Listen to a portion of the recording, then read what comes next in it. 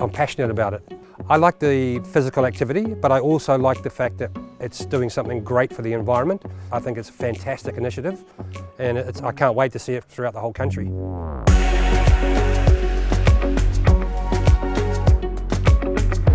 So you use your kitchen caddy in your kitchen. So when you're chopping up your vegetables, you can put your veggies straight in the kitchen caddy. And then when that's full, you take it to your green curbside bin. So that green bin's the one that then goes out on the road, and that's the one that the driver picks up and empties into the truck.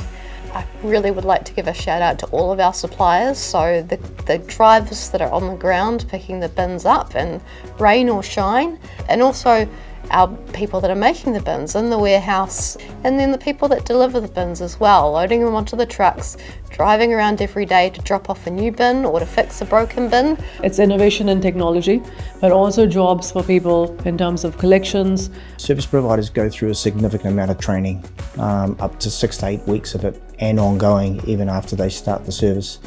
A lot of these people are driving a relatively big truck in some very challenging roads and streets. And while they're doing that, they're having to then hop out of the truck, make sure the area that they're working in is safe, uplift the bin, put the bin into a trough. And after doing about 400 or 500, even 600 of those, you can understand just how challenging it can be. Most of them are easy to pick up. What I've learned is to give it a wee tap first, just to see how heavy it is. So I think good relationships with contractors, it's not just about we pay you to do a job and you go and do it.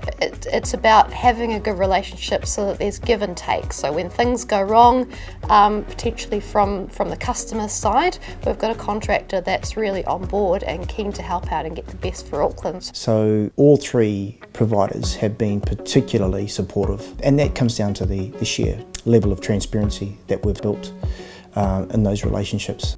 If there are issues, it's really important to pass them on to my supervisor, who then passes them on to council. They meet and they'll talk about issues and how to resolve them and how we can be more efficient. My job entails looking after the drivers. Anything that comes through in the way of contamination or bin processes, I have to make sure they go through the right channels, hence going through council. Like me personally, I'm probably a little bit slower than some of the lads because I am a bit pedantic, and I'll lift the lid and I'll check. And if it's contaminated, I ain't collecting it. And your people will whinge about it.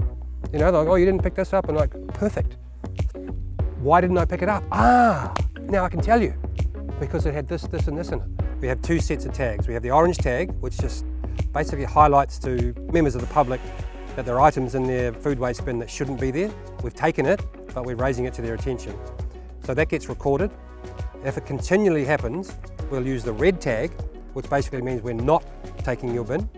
So we'd have a lot of monitoring teams out and about, and their job is to walk the streets, identify if people are having some issues, but their other job is to also tell people when they've done a good job. I'm part of the food scraps team. We're going around different areas in Auckland and we're checking that people are using the bins properly and then helping people out if they have any questions about the new service.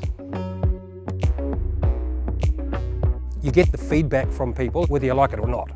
You know, people just stop and say it's either great, or they say like they don't want to pay for it, or they want a bigger bin or whatever. So this feedback is good to get. I love dogs, right? So I'm a real dog petter. So if someone's walking along their dogs, you know, I've just done a food waste bin and I say hello and then we have a bit of a chat, and then they tell me their stories, like, oh, I don't use it because, or oh, I've just started using my food waste bin because my neighbour said, well, why aren't you? It's a great initiative. We've tried to make the service as easy as possible to use. That's why we make liners available. Because it helps with the yuck factor, it helps with participation, it keeps participation up, and it keeps the smells away. The compostable bags that are available, I would say about 50% of people use those. This is what I do. I do this every day. High-Tech Packaging won the contract. High-Tech are a fantastic company. We can have open and frank conversations. We can also have the hard conversations. What we have done is we've put 3 rolls of the liner in the welcome pack, and then after that residents can buy more bags from any Auckland supermarket.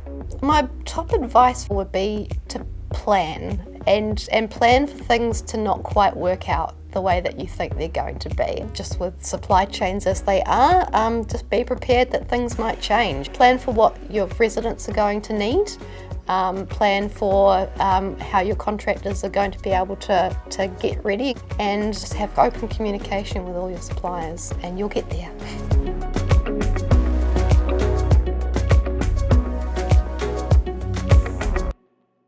Most people are really good, but some people just they're a bit gross, I have to say.